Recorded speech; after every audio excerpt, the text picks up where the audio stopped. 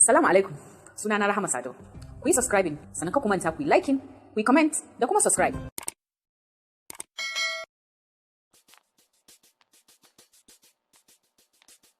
Turƙa shi, Abdul na fama da rashin lafiya a kurkuku, har yana zubar da jini ta duburar shi.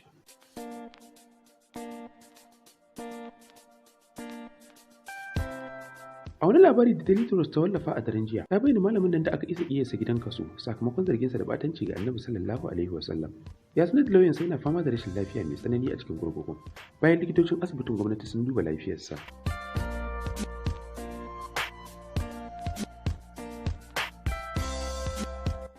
A yanzu haka dai an yi wa malamin wasu gwaje-gwaje don gano ainihin abin da ke damunsa. Likitocin sun ɗora shi akan magungunan da zai fara amfani da su da za su taimaka masa. Lauyansa barista Rabiu Abdullahi ya tabbatar da manema labarai a Kano a daren Laraba. A cewarsa, tabbas ba shi da lafiya kuma yana cikin mawuyacin hali don har jini yake zubarwa ta duburarsa, in ji lauyan nasa.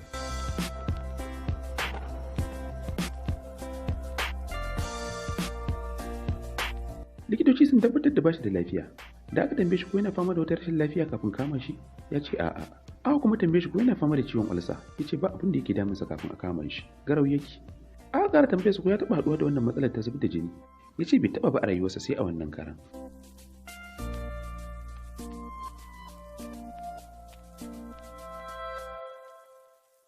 A yanzu haka dai ana zaman jiran sakamakon gwaje-gwajen da aka yi masa don tabbatar da ainihin abin da ke damun malamin. A yayin da likitoci suka bayar shawarwarin abin da zai dinga yi game da ɗora shi akan magunguna.